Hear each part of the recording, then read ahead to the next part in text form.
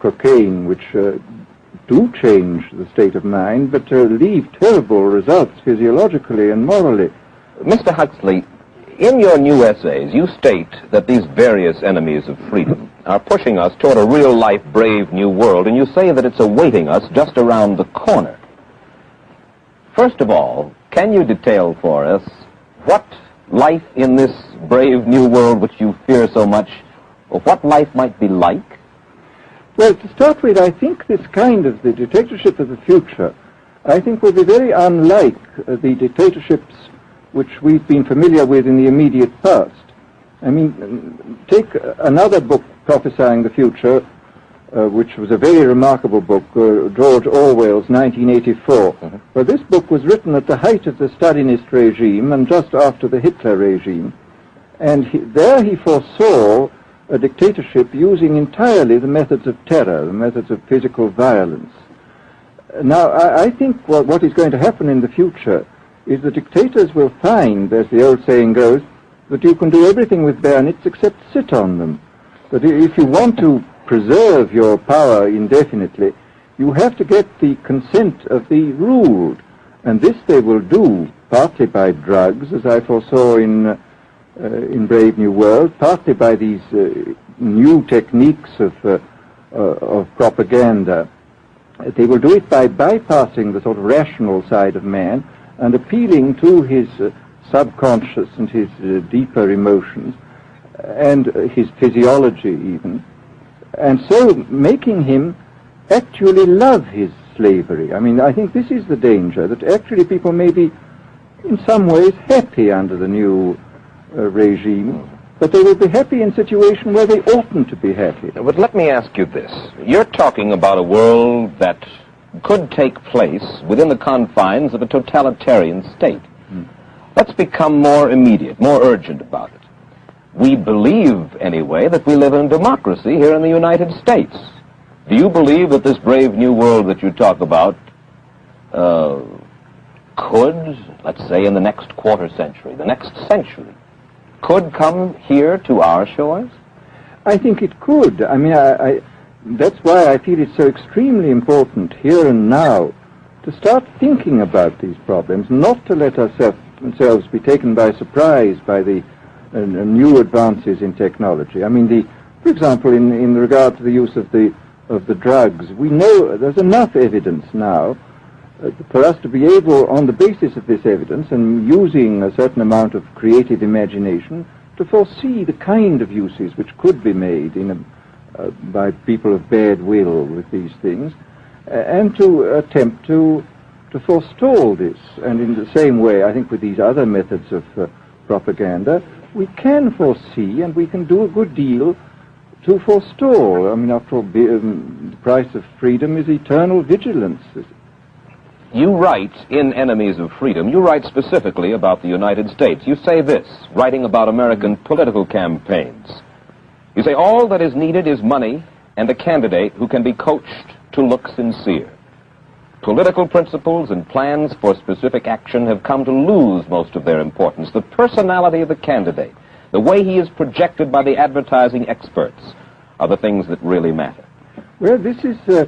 during the last campaign, there was a great deal of this kind of statement by the advertising managers of the campaign parties, this idea that the candidates had to be merchandised as though they wear soap or toothpaste, and that you had to depend entirely on the personality. I mean, the personality is important, but there are certainly people with an extremely amiable personality, particularly on TV, who might not necessarily be very good in positions of political trust. Well, do you feel that men like Eisenhower, Stevenson, Nixon, with knowledge of forethought, were trying to pull the wool over the eyes of the American public? No, but they were being advised by powerful advertising agencies who were making campaigns of a quite different kind from what had been made before. And I think we shall see probably all kinds of new devices coming into the picture. I mean, for example, this thing which got a good deal of publicity last autumn, a subliminal projection, I mean, as it stands, this thing, I think, is of no menace to us at the moment. But I was talking the other day to one of the people who has done most experimental work in the psychological laboratory with this, who was saying precisely this, that it is not at the moment a danger, but once you've established a principle that something works, you can be absolutely sure that the technology of it is going to improve steadily.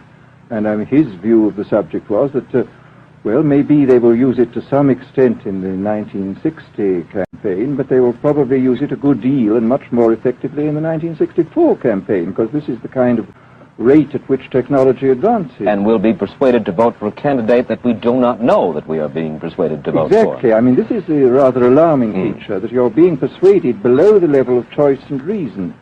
In regard to advertising, which you mentioned just a little ago, in your writing, particularly in Enemies of Freedom, you attack Madison Avenue, which controls most of our television and radio advertising, newspaper advertising, and so forth. Why do you consistently attack the advertising agency? Well, no, I think that advertisement plays a very necessary role, but the danger, it seems to me, in a democracy is this. I mean, what does a democracy depend on? A democracy depends on the individual voter making an intelligent and rational choice for what he regards as his enlightened self-interest in any given circumstance. But what these people are doing, I mean, what both for their particular purposes, for selling goods, and the dictatorial propagandists are doing, is to try to bypass the rational side of man and to appeal directly to these unconscious forces below the surface, so that you are, in a way, making nonsense of the whole democratic procedure, which is based on conscious choice on rational grounds. Of course, well, maybe you have just answered this next question, because in your essay you write about television commercials, not just political commercials, but television commercials as such, and how, as you put it, today's children walk around singing beer commercials and toothpaste commercials, and then you link this phenomenon in some way with the dangers of a dictatorship. Now, could you spell out the connection, or how do you feel that you have done so sufficiently? Well, I mean, here, this whole question of children, I think, is a terribly important one, because the children are quite clearly much more suggestible than the average grown-up. And again, suppose that that for one reason or another all the propaganda was in the hands of one or very few agencies, you would have an extraordinarily powerful force playing on these children, who after all are going to grow up and be adults quite soon. I do think that this is not an immediate threat, but it remains a possible threat. And you said something to the effect in your essay that the children of Europe used to be called cannon fodder, and here in the United States they are television and radio fodder. Well, after all, you can read in the trade journals the most lyrical accounts of how necessary it is to get hold of the children, because then they will be loyal brand buyers later on. Mm-hmm.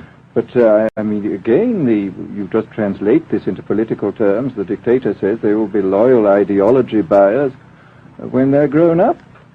We hear so much about brainwashing as used by the communists.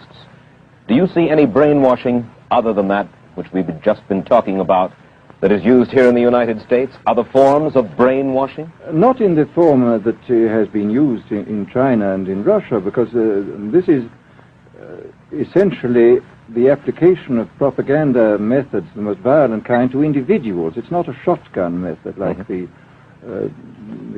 advertising method. It's a way of getting hold of the person and playing both on his physiology and his psychology till he really breaks down, and then you can implant a new idea in his head. I mean, the descriptions of the methods are really blood-curdling when you read them, and not only the methods applied to political prisoners, but the methods applied, for example, to the training of the young communist administrators and missionaries. They receive an incredibly tough kind of training, which may causes about 25% of them to break down or commit suicide, but produces 75% of completely one-pointed fanatics. The question, of course, that keeps coming back to my mind is this. Obviously, politics in themselves are not evil. Television is not in itself evil. Atomic energy is not evil. And yet you seem to fear that it will be used in an evil way. Why is it